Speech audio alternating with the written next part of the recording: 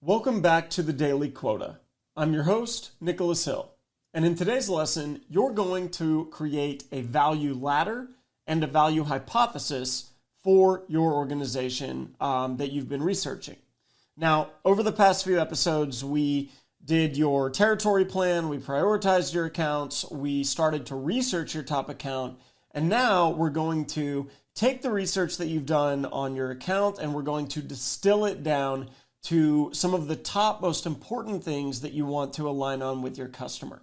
Because I think you'll agree, what we did in the last lesson was a lot. There were a lot of different avenues of research that we did, both external and internal. So how do we actually start to strategize on this research to understand what we're going to go after first?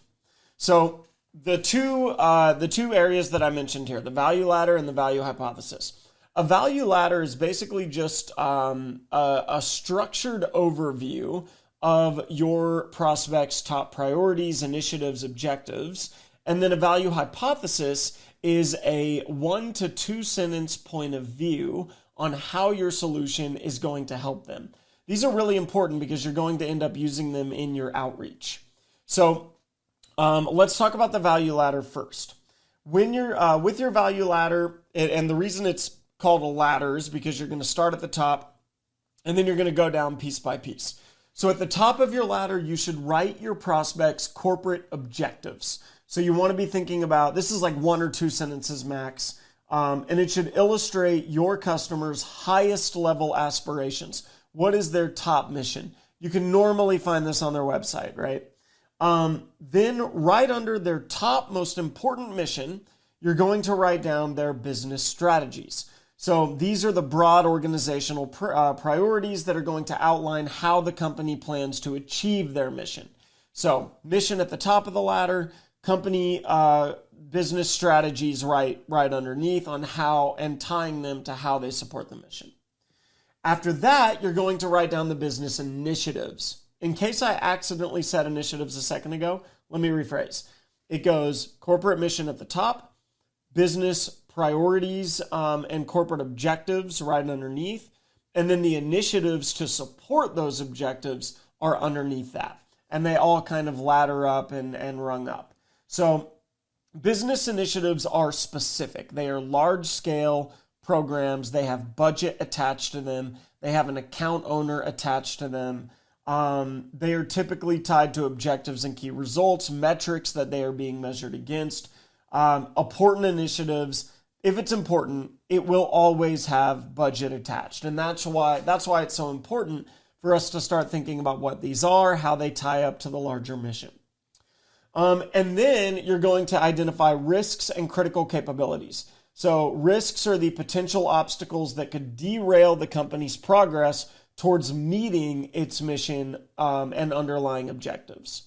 And then the critical capabilities are the essential skills and competencies that the company either already has or must develop in order to achieve its goals and excel in its industry.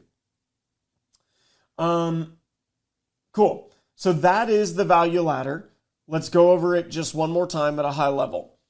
Company mission, vision at the very top, objectives that are going to support that mission or vision, initiatives, which are going to be tied to those objectives, and then risks and critical capabilities, the risks of not hitting those initiatives and the capabilities that they need to develop or excel at in order to hit those initiatives. Mission, objectives, initiatives, risks, capabilities. If you can get those 5 things down, you've got your value ladder. Now notice the value ladder is all about them. But the value ladder, the thing that's so nice about it, it's only 5 things, right? The thing that's so nice about it is you can quickly and easily put this on a slide in front of your customers and align on it. So you can go to them and say, hey, does this make sense? Is this what you see as your mission, your objectives? Based on the research that we've done, this is what we think you're after and how you're going to go get there. So value ladder, very important. The value ladder is going to lead to your value hypothesis. And the value hypothesis is essentially your best educated guess on how your solution is going to help this organization to either avoid one of the risks that you uncovered or develop one of the critical capabilities that you uncovered. So this should be, your value hypothesis should be clear, bold, and confident. You should be coming at them and saying, if my solution can help you avoid this risk, then you will be able to execute this business initiative and ultimately achieve this business strategy. Same thing on the other side of it, right? If you can come in and say, hey, if my solution can help you to deliver on this critical capability that you need to develop, then you will be able to execute this business initiative and achieve this business objective. That's what a value hypothesis is. Now, there are a couple of do's and don'ts when it comes to forming your value hypothesis. One, you want to make sure that you're getting a reaction within their organization. You want to make sure that you are putting your value ladder up in front of them. If you come with a confident value hypothesis that isn't based on an aligned value ladder, then they're going to be like, whoa, you've missed the mark here. That's actually not what we're after. Those aren't our objectives. That isn't our mission. And that's not what you're after, right? You want to use this as a starting point for casual conversation. You don't just want to come in and say, here's my value ladder and it's my way or the highway. And this is exactly what we're going to do for you, right? You want to come in humble. You want to come in and say, yes, I am confidently stating my value hypothesis, but I'm also humble enough to know that I don't know everything about your business. And I'm willing to listen and learn and iterate based on what you tell me, right? So I realize that's a bit of a mixed message, right? You want to be confident but humble. But you really do. You really need to have an element of both, where you're coming in confident that the research you've done is good, you're confident in the value that you can provide, but you're humble when it comes to how much you know about this prospect. You want to ask for feedback. You want to ask for criticism. You want to be constantly seeking to refine your understanding. You want to be using your value hypothesis in your outreach. That's when it becomes the most powerful. When you can start putting it in your emails, your phone calls, your LinkedIn messages, towards your key stakeholders at the organization. We'll talk about how to do that in a future episode. Don't assume it's perfect, and don't act like you're teaching them about their own company. You don't want to come in and say, well, here's what I know, and I know everything about what you're after and what you're doing, because then they can very easily say, no, you've missed the mark. Or they'll agree with you, and then as soon as you're off the call, they'll be like, what was he talking about? What was she talking about? I have no idea what's going on here. So an example of this, let's say we work for Microsoft, right? Microsoft has their Microsoft 365 product.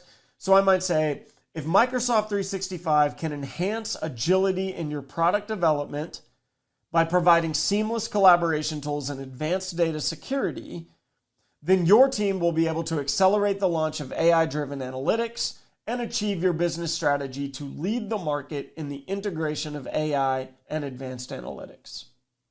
So is it a perfect example? No, but that's an example of what this might look like if I worked for Microsoft, right? Cool. Over the next few episodes, we'll learn how to take this information and use it to create strategic outreach. That will get you more meetings with the right people. But for now, it's your turn. I want you to take what you've learned today, and in your study guide, your assignment is to create a value ladder for your highest priority account, and then based on the research you did in your last episode, and then use that value ladder to create your value hypothesis, which should succinctly state the expected value that your solution is going to deliver. Be prepared to present both your value ladder and your value hypothesis to the customer. This should be customer facing. You should be confident in your ability to get this in front of them. And of course, check in with your manager, your mentor, your new hire buddy. Let your study guide walk you through this, and make sure that you're willing to continue to iterate on this as you go. And that's it for today's lesson on the Daily Quota. Thanks for listening, and we'll see you next time.